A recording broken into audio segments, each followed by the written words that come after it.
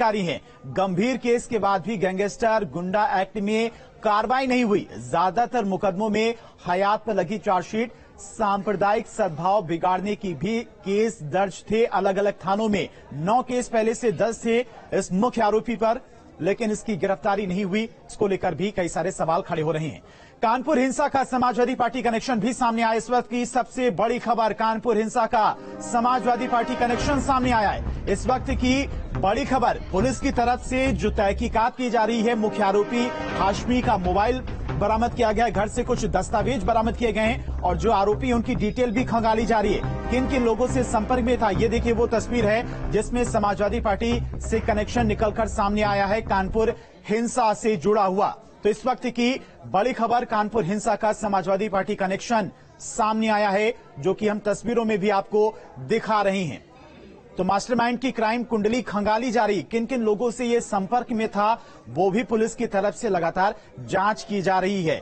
Social media पर active था, social media में किन किन लोगों से ये बातचीत करता था, किन किन लोगों के साथ में इसका संपर्क था, वो भी पुलिस की तरफ से खंगाला जा रहा है।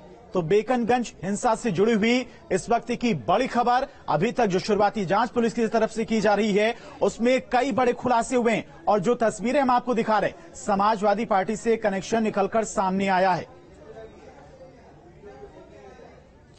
कानपुर से हमारे संवाददाता अनिल यादव लगातार हर एक अपडेट हम तक पहुंचा रहे हैं। अनिल, समाजवादी पार्टी का कनेक्शन भी निकलकर सामने आया है कानपुर हिंसा से जुड़ा हुआ, कुछ तस्वीरें हम अपने दर्शकों को दिखा भी रहे हैं। बिल्कुल, देखिए निजाम कुरैशी, इसका नाम भी एफआईआर में शामिल है और कानपुर में जो कुछ घटा है नई सड़क पर, वो जो बंद का कॉल बुलाया गया था, बंद का कॉल निजाम कुरैशी ने भी किया था। ये कुरैशी जो संगठन इनका ऑल इंडिया, उसका कानपुर का जिला अध्यक्ष है और अपने फेसबुक प्रोफाइल में खुद को समाजवादी पार्टी का नगर सचिव बताता है। समाजवादी पार्टी के तमाम नेताओं के साथ इसके तस्वीरें सामने आ रही हैं। कानपुर के जो विधायक हैं, दोबारा विधायक चुने गए इरफान सोलंकी, उनके साथ भी तस्वीरें हैं। तो ये समाजवादी पार्टी से भी जुड़ा हुआ है और इसका नाम अभी से एफआईआर में आया है और इसने भी बंद का कॉल जो बुलाया था। तो जाहिर बात है कि अलग अलग दलों से जुड़े हुए हैं। पहले जफर हाशमी का नाम आ रहा, वो कांग्रेस से जुड़ा हुआ है और अब कुरैशी का नाम सामने आ रहा है, ये समाजवादी पार्टी से जुड़ा हुआ है।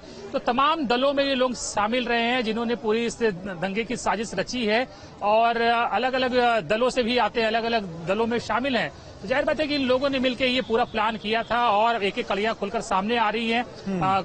कुछ तो आइडेंटिफाई कर लिए गए हैं, एफआईआर में वो नामजद हैं, लेकिन बहुत से लोग अभी अज्ञात हैं। जब एक एक करके ये पकड़े जाएंगे, आमने सामने बिठाकर इनसे पूछताछ होगी और पुलिस जब कड़ाई से पूछताछ करेगी तभी पता चलेगा कि कितने लोग और कौन लोग शामिल थे और क्या इनके मंसूबे थे, किस तरह से इन्होंने इतना बड़ा प्लान किया था। जब देश की बड़ी नामचीन हस्तियां कानपुर में थी तब इन्होंने कानपुर को सुलगाने की साजिश रची थी और ये चाहते थे कि आग न सिर्फ उत्तर प्रदेश से पूरे देश में फैले। तो निश्चित ही एक बहुत बड़ा गेम प्लान इन्होंने किया था, लेकिन पुलिस ने समय रहते उस पर काबू पाया। लेकिन अब पुलिस ने जब स्थिति यहाँ बहाल कर ली है, शांतिपूर्ण स्थिति कर ली है, तो पुलिस अब जांच को आगे बढ़ाएगी। पहले प्रायोरिटी थी कि यहाँ स्थिति नियंत्रण में की जाए, तो स्थिति को नियंत्रण करने के बाद अब इनकी धरपकड़ हो रही है, इनसे पूछताछ हो रही है और जांच की जाएगी और जांच में और पूछताछ में खुलासे होंगे कि कौन कौन लोगों ने इस पूरे घटनाक्रम को, साजिश को रचा था और क्या वो प्लान कर रहे थे, किस तरह की आग लगाना चाहते थे वो शहर के अंदर। जांच का दायरा जैसे जैसे अनिल आगे बढ़ता जा रहा है वैसे वैसे तमाम कड़ियां भी निकलकर सामने आ रही, कई सारे कनेक्शन भी निकलकर सामने आ रहे हैं समाजवादी पार्टी और कांग्रेस से।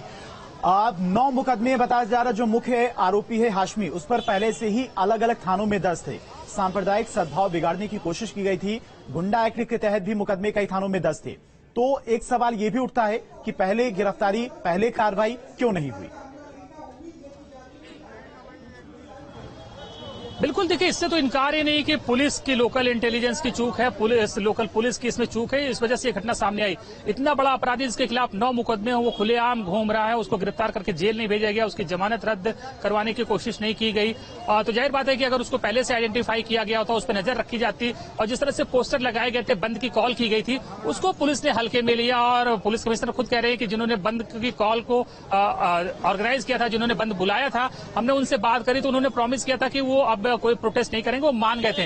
लेकिन पुलिस ने अपनी तैयारी नहीं रखी, मुकम्मल नहीं रखी, या फिर वो जो वीवीआईपी मूवमेंट था पुलिस उसमें ज्यादा बिजी हो गई और इस तरफ से उसका ध्यान कम हो गया। इस वजह से शुक्रवार को यह घटना सामने आ गई और पुलिस सिर्फ प्रॉमिस पर ही भरोसा करके रह गई। और जिनके खिलाफ मुकदमे हो, जो मोस्ट वांटेड हो, अपराधी हो, उन पर पुलिस कैसे भरोसा कर सकती है, उनके प्रॉमिस को कैसे आंख मूंद कर यकीन कर सकती है, ये भी जांच का विषय है। और निश्चित ही इसीलिए पुलिस के तमाम आला अधिकारी कह रहे हैं कि वो इस बात की भी जांच करेंगे कि पुलिस से कैसे चूक हुई और लोकल इंटेलिजेंस जो है इस पूरे मामले को पहले से क्यों नहीं भाप पाया, वो पहले से इनपुट क्यों नहीं दे पाया कि इतना बड़ा कुछ कांड होने जा रहा है। ठीक है अनिल, बहुत बहुत शुक्रिया आपका तमाम सारी जानकारी के लिए। तो जांच का दायरा जैसे जैसे आगे बढ़ रहा है, तमाम सारी कड़ियां निकलकर सामने आ रही, तमाम सारे वो नाम भी निकलकर सामने आ रहे हैं जिनके ऊपर अब पुलिस की तरफ से कार्रवाई की जाएगी। चलिए बढ़ते हैं आगे। प्रयागराज से बड़ी खबर है, अतीक के गुर्गे मोहम्मद मुस्लिम पर मुकदमा दर्ज किया गया है। करोड़ों की जमीन कब्जाने के आरोप में केस दर्ज हुआ है। दोमनगंज के पीपल गांव में जमीन कब्जाने का आरोप लगाए। तो प्रयागराज से इस वक्त की बड़ी खबर है, अतीक के गुर्गे मोहम्मद मुस्लिम पर मुकदमा दर्ज किया गया है। करोड़ों की जमीन कब्जाने के आरोप में यह केस दर्ज हुआ है। दोमनगंज के पीपल गांव में जमीन कब्जाने का आरोप लगा है, जिसके बाद अब अतीक के गुर्गे मोहम्मद मुस्लिम पर केस दर्ज किया गया है करोड़ों की जमीन कब्जाने के मामले में।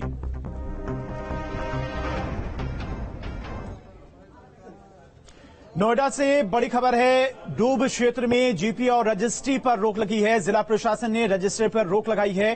प्राधिकरण की एनओसी के बाद विभाग कर सकेगा रजिस्ट्री। अवैध फार्म हाउस के निर्माण पर रोक लगाने के लिए यह फैसला लिया गया है।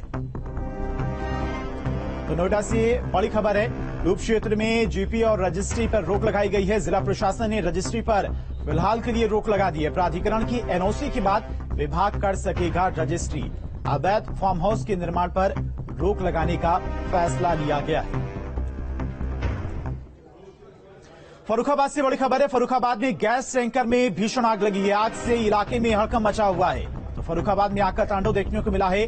गैस टैंकर में भीषण आग लगी है, जिसकी वजह से इलाके में हड़कंप मचा हुआ है। देखिए तस्वीरें भी सामने आई हैं गैस टैंकर में आग लगने की, जिसकी वजह से इलाके में भी हड़कंप मचा हुआ है। क्योंकि गैस टैंकर है तो बेहद ही सावधानी के साथ में आग बुझाने के प्रयास भी किए जाएंगे। बड़ा हादसा भी हो सकता है, क्योंकि जिस टैंकर में आग लगी है उस टैंकर में गैस मौजूद है और आग लगने की वजह से एक बड़ा धमाका भी यहां पर हो सकता है। इसीलिए सावधानी बरती जा रही है, आग बुझाने के तमाम प्रयास भी किए जा रहे। तो फर्रुखाबाद से बड़ी खबर है, फर्रुखाबाद में गैस टैंकर में भीषण आग लगी है, जिसकी वजह से इलाके में हड़कंप मचा हुआ है। फिलहाल जिस सड़क पर यह टैंकर मौजूद है, जहां पर आग लगी है, उस रास्ते पर आवाजाही पूरी तरीके से बंद भी कर दी गई है। हापुड़ से बड़ी खबर है, हापुड़ हादसे में बढ़ी मृतकों की संख्या बढ़कर 13 हो गई है। करीब 20 लोग अस्पताल में भर्ती हैं। कंपनी में बॉयलर फटने से हादसा हुआ था कल देर शाम। मृतकों की संख्या बढ़कर 13 हो गई है। 20 लोग घायल हैं, जिन्हें अस्पताल में भर्ती कराया गया है। और इसी खबर पर तमाम सारी अपडेट के साथ में हमारे संवाददाता चरणजीत हमारे साथ जुड़ गए। चरणजीत, मृतकों की संख्या लगातार बढ़ती जा रही है, जो घायल हैं फिलहाल उनकी क्या कुछ स्थिति है? देखिए, जितने भी घायल हैं उनकी स्थिति गंभीर थी, इसलिए गंभीर स्थिति को देखते हुए उन्हें गाजियाबाद और मेरठ रेफर किया गया था। गाजियाबाद से कुछ लोग दिल्ली रेफर कर दिए गए थे सफदरजंग में, और उनमें से मृतकों की संख्या लगातार बढ़ रही है। रात से अब तक 13 लोगों की मौत हो चुकी है और जो अभी कुछ गंभीर बताए जा रहे हैं। फिलहाल पुलिस पूरे मामले की जांच कर रही है। फैक्ट्री मालिक और फैक्ट्री संचालक पर मुकदमा दर्ज हो गया है और उनके तलाश में पुलिस जो है लगातार दबिश दे रही है फैक्ट्री मालिक और संचालक की तलाश में, और लगातार इस पूरे मामले की जांच में अधिकारी जुटे हैं। जो घायल हैं चरणजीत, उनमें क्या कोई बहुत ज्यादा गंभीर स्थिति में है? मृतकों की संख्या क्या और बढ़ सकती है अभी? देखिए, मृतकों की संख्या बढ़ सकती है, क्योंकि गंभीर स्थिति को देखते हुए उन्हें गाजियाबाद और मेरठ रेफर किया गया था। हापुड़ में उनका इलाज नहीं किया गया था, तो जाहिर सी बात है कि वो गंभीर स्थिति में थे। और लगातार जो गंभीर हैं, जो दिल्ली रेफर किए गए हैं, वो ज्यादा गंभीर थे, तो मृतकों की संख्या भी बढ़ सकती है। लगातार पुलिस अधिकारी जो है उन पर, प्रशासन के अधिकारी उन पर नजर बनाए हुए हैं। जी ठीक है चरणजीत, बहुत बहुत शुक्रिया आपका तमाम सारी जानकारी के लिए। तो मृतकों की संख्या 13 पहुंच गई है। कुछ मरीज ऐसे भी हैं जिनकी स्थिति काफी चिंताजनक बनी हुई है, उन्हें अलग अलग अस्पतालों में रेफर किया गया है।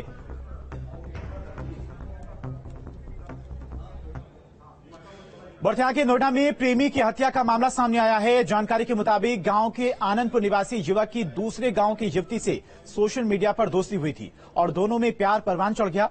कुछ दिन बाद युवती को युवक के दलित होने का पता लगा, जिस पर उसने परिजनों के साथ मिलकर उसकी जमकर पिटाई कर दी और उसे जहर दे दिया। परिजनों की शिकायत पर पुलिस ने आरोपी युवती को गिरफ्तार कर लिया है। तो नोएडा का यह पूरा मामला है।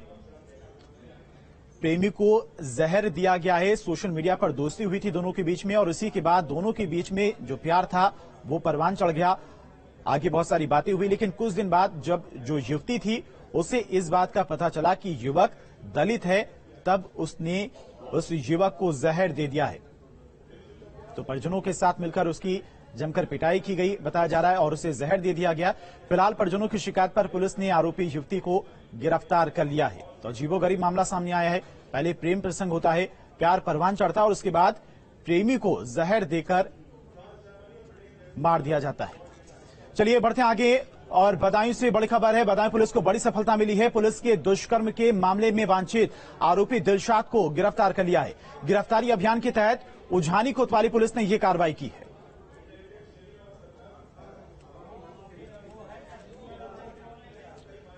जालौन में पुलिसकर्मी द्वारा बहन से छेड़खानी का विरोध करना भाई को भारी पड़ गया। पुलिस ने थाने ले जाकर नाबालिग भाई को 3rd डिग्री दी है। ग्रामीणों ने दरोगा मयंक वर्मा पर रंगीन मिजाजी के संगीन आरोप भी लगाए हैं। परिजनों ने थानाध्यक्ष से पूरे मामले की शिकायत की है। जालौन के रेढ़ड़ थाना क्षेत्र का यह पूरा मामला बताया जा रहा है।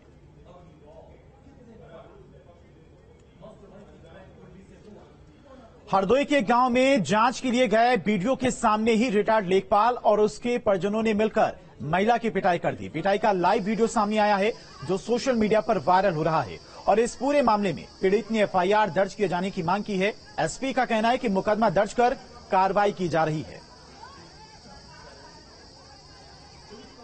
मणिपुर से आए, इनका एकदम गला दाब रहे थे तो हम उनके पीछे लेखपाल जसवंत उनने उठाया, हमारे पकड़ जोटी पटक दिन उधर पटक दिन। उनका एक भतीजा है, मतलब घर वो ललित नाम है, तो वो दोनों जने इसको मारने लगे। हमारे तो लात मारी नहीं, इसको पकड़ के मारने लगे। जसवंत मारी डंडा यहाँ पे इसके, ये सब खरोचा ये सब लगे, ये इधर पीछे खोल के सब खमोची है। अब घूसा तो मारे तो उससे मतलब ही नहीं।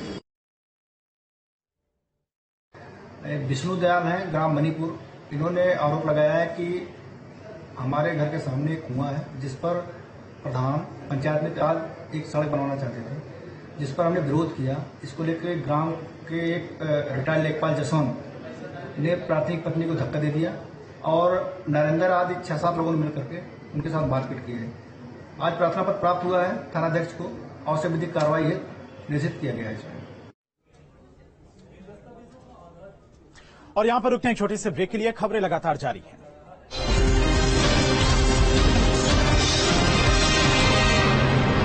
फाइबर, हाँ, गुड। कौन सी